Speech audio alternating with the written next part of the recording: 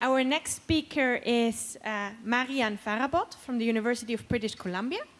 And she will talk about co-expression and regulation and the expectation, the observation, and the reality.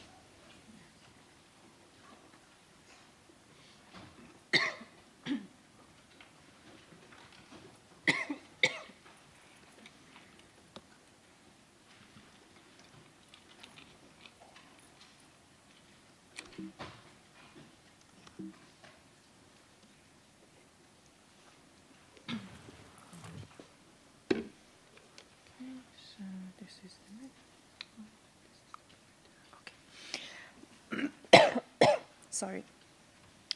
So hi everyone, my name is Marjan and today I'm going to talk about co-expression. So co-expression refers to the coordinated variation of gene expression levels among the samples in a transcriptomic dataset. Here we are looking at the expression pattern of these two genes in a human brain dataset. And all the data I'm presenting today are human. And as you see, the genes, the expression levels go up and down quite nicely together. So these two genes are co-expressed. If we get the Pearson correlation, it's 0.75. It's very high. In another data set, this one is a blood. The same two genes, they don't show that nice coordinated pattern anymore, and the Pearson correlation is also very low. So these are not co-expressed in this data set. And what we are observing here is referred to as differential co-expression, and it happens sometimes for many genes. So the idea behind co-expression analysis is very simple. It is that gene expression is not a random event. And if genes have some similar function, they need to be present at the same time. And this implies some commonality of regulation, which results in transcript co-expression. And when we look at a transcriptomic data set, as I've shown in the previous slide, we see these patterns of co-expression, and which I call, the observed co-expression. And whatever we do here in the kind of in these green arrows is co-expression analysis. We try to infer regulatory relationships and functional similarity between the genes by looking at these co-expression patterns. And co-expression is usually thought of as a network. And ideal case that, for example, we can infer regulation from co-expression is if, for example, a transcription factor, here I'm showing it with color magenta, sorry, the label is missing, is co-expressed with its targets, here gene A and B, and they are all co-expressed together, and we infer that, oh, okay, so the transcription factor is regulating these two genes, and this is inferring regulatory wiring from co-expression. Now, the whole application of co-expression is backed up by two prominent features of co-expression, and that is biological relevance and reproducibility. And we keep seeing reproducible clusters of genes in co-expression networks with which are enriched with specific functional terms, and then the idea fits that gene regulation is behind it. I want to dig further into this during my talk. So the first question I had, and probably many people have, is that if we can infer regulatory wiring from co-expression, can we infer regulatory rewiring from differential co-expression? Say that in another network, if gene A and the transcription factor, again, color magenta, is they are co-expressed with each other, but they're not co-expressed with gene B, is it like that gene B has a whole different pattern of expression, and it's probably regulated by another transcription factor? Sorry. Yes, it could be like this, but there is also an alternative scenario, and that scenario is that, well, maybe gene B is not expressed in this other network. And this alternative scenario matters because if this is the dominant case explaining the differential co-expression, then there isn't much rewiring happening in the sense like in this picture, and it is a case of differential expression. So differential co-expression analysis isn't kind of adding much information. So the question I had was, how much differential co-expression happens in the absence of differential expression? So we did study this. So we looked at differential co-expression between 5 human tissues, and the results are published for this study. I'm just going to mention the few points, and that is, yes, there is a lot of differential co-expression happening between these 5 tissues, and we found many tissue-specific links. But we also found that about 80% of this observed differential co-expression was confounded by differential expression. So it was kind of disappointing because it showed that differential co-expression isn't showing us much regulatory rewiring in the sense that I showed. And it's mostly the case of differential expression. And then it is kind of fair to ask then, how much regulatory wiring is co-expression showing us then? Because these networks are very different from each other. So we had really high hopes for these tissues. And then ultimately, if we can't show that regulation is behind this highly reproducible and biological relevant signal, then what is behind this signal? And we had a suspect, which became the base of the second project that I'm going to talk about. And the suspect was cellular composition among the bulk tissue samples. So I will kind of briefly go through this and how it could happen. And using a toy example, there are a few items about cellular composition variation in the bulk tissue. The first one is that samples from a heterogeneous bulk tissue contain multiple cell types that belong in that tissue. So here I'm showing a toy example. These are 5 samples from a hypothetic bulk tissue with 2 cell types, A and B. And as you see, the samples can have different proportion of the 2 cell types. Another point is that also genes are not expressed at the same levels in different cell types. So, here we're looking at this gene, which is moderately to highly expressed in cell type B, but not expressed in cell type A. And each gene could have a vector like this, which has the average expression level it has in different cell types. So here are called these vectors cell type expression profiles of the genes. Now, if we look at the expression level of this gene in the bulk tissue, we see that it nicely follows the pattern of the cell type proportion that it is highly expressed in. And so this is the expression in the bulk tissue. Now, if we have another gene very similar to gene 1, highly expressed in cell type 2, in cell type B, we see that that other gene also follows the same pattern. And as a result, gene 1 and gene 2 are highly co-expressed in the bulk tissue. Also, the variance they have in the bulk tissue is the variance reflects the variance of the cell type composition. Another point is that if I have another gene which is expressed at more or less the same level in all the cell type, well, this gene isn't going to care about cell type proportion because it's expressed at the same level. So we see that cellular composition variation is a carrier for the inter-cell type expression level variance. Another point I have to make before going to the results section is that cell type marker genes. So cell type marker genes act very much like gene 1 and gene 2 here in the sense that they are highly expressed or only expressed in one cell type. So these marker genes are important and interesting because they can show us the variation of cellular composition in our bulk tissue. And it is likely that housekeeping genes, the genes which are needed to be expressed in all the cell types, are having kind of the similar behavior like gene 3 here. So they don't care very much about this cellular composition variation. Now, also, there has been other work suggesting that cellular composition influences expression patterns in the bulk tissue. So it has been in the air. It's not totally new idea.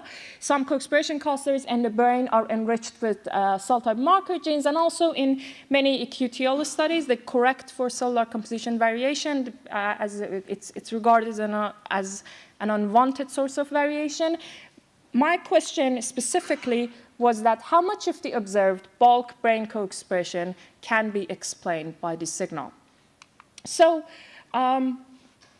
most of I'm just going to present a little bit of the results from this project because it was a big one and I don't have much time now. But the results that I'm going to show are based on 2 main data set. The one I'm using is a bulk tissue data set, again, human, GTEC, brain, cortex. And in this data set, I modeled the variance of the genes for every gene based on the variation of marker genes in the data set. So I got the list of marker genes from an external resource, and I modeled it using principal component regression. For each gene, I got an R-squared value, which is likely to represent the variation of the gene attributed to the cellular composition variation. Now, from the single-cell data, this is a very big single-cell data from Allen Brain Institute, again from Cortex, I got the cell type expression profiles. So now the average expression level of the genes in each of the cell types, which were labeled by Allen Brain Institute. So we got the labels from for the single-cell data set. Now, for each gene, I have a vector of cell type expression profiles. I know how it is expressed in different cell types, and I got that R-squared value from the bulk tissue. So I'm going to present what we saw. So in short, genes, we saw that genes that cluster together in bulk tissue network tend to have highly co-expressed cell type expression profiles, so very much like the toy example that I showed. Now, we're looking here at co-expression clusters from the GTEC bulk data set. Its circle represents a cluster. The size shows the count of genes in the cluster, and the clusters are colored based on if they are enriched with markers of a specific cell type. So I have colors for 5 major brain cell types here. And another point is that clusters with the same color, so clusters that are enriched with the same marker genes of the same cell type, tend to gather together. So here I have, for example, the bunch of the pyramidal clusters, and here I have the bunch of the astrocyte cluster. Another point is that the border of the cluster, the thickness of the border, represent the average R-squared value for that cluster. So we see that in marker-enriched clusters, the borders are thicker. So these are the clusters for which the genes in them are highly affected by cellular composition variation. Now, this was all from the bulk tissue. I haven't looked at the single-cell data yet. From the single-cell data, I had the cell type expression profile. So this is coming from the single-cell data. Now, when I look at the average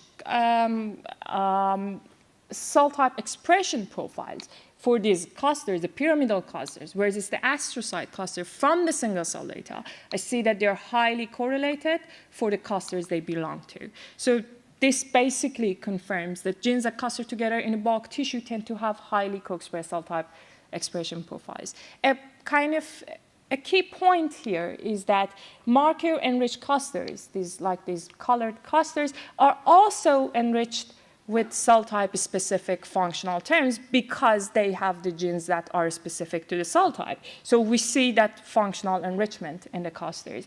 Another point is that the cell type expression profiles are kind of the fixed attribute of the genes. So you go from this bulk tissue data set to another bulk brain tissue data set, you will see the same clusters. So of course, we have done much more analysis on the reproducibility of co-expression clusters between different bulk brain data sets.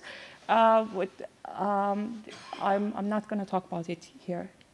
So in conclusion, we see this very biologically relevant and reproducible co-expression, and behind it is cellular composition variation, and not the regulation in the sense that, like the direct regulation link that I presented in the earlier slides.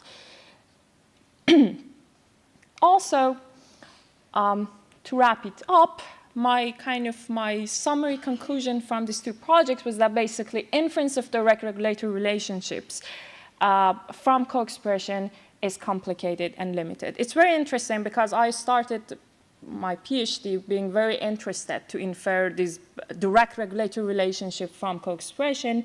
And in the first project, I learned that, well, differential co-expression isn't giving us much. In the second project, I was really curious to see, okay, what is causing this signal then? And I found another reason, which is not quite the regulation that we were interested in.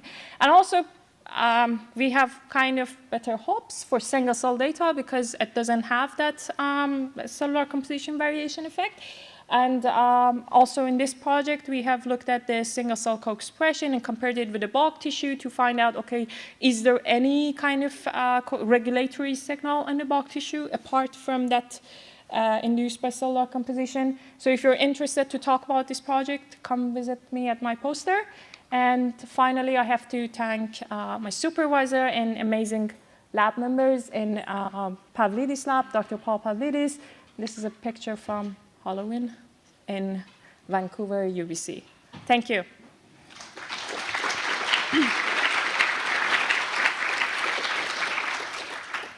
Thank you very much for that nice talk.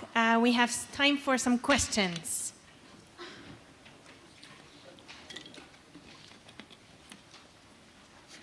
Then maybe I start off with one. There are different algorithms for computational tissue decomposition, so trying to get the cell type specific contribution to the bulk tissue sample. Have you looked into those algorithms? Not exactly the algorithm, but yes, we have looked at, and this was also kind of related previous work because this algorithm exists. So there is awareness of this cellular composition effect in the bulk tissue, but it hadn't been directly studied regarding the observed co-expression. And yes, it's a very kind of well-known thing in matrix deconvolution for inferring cell type-specific expression.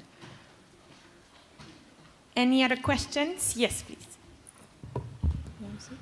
If you would only look at gene expression within the same tissue, so basically you make a data set of gene expression profiles of the same tissue in different conditions, would you say that then it is safe to assume that you are looking at direct regulation instead of cell type composition? You mean, I think you mean the same cell type, right? Yes. Well, the same tissue, and then you have the same cell type composition in all tissues. Oh yes, exactly. That's what I meant, and that's probably behind the highly reproducible co-expression that we are observing in different data sets from the bulk tissue. In particular, in brain, it has been observed before. Yes. There was one more question here before. Yes, please. Hi, thanks for the talk. I'm wondering if there's a way you can integrate the differential expression and differential co-expression so that the co-expression networks you see are actually functional. Yes, and I think if anyone is studying differential co-expression, it should be in combination with differential expression because they are very clearly differential co-expression is confounded by differential expression. So the point of this project is not that there is no information in differential co-expression, is that we should have the right picture. If there is a confounding factor from differential expression, it should be taken into account when we are studying it because it makes a difference. Thank you. Any more questions? Otherwise, we're going to move on to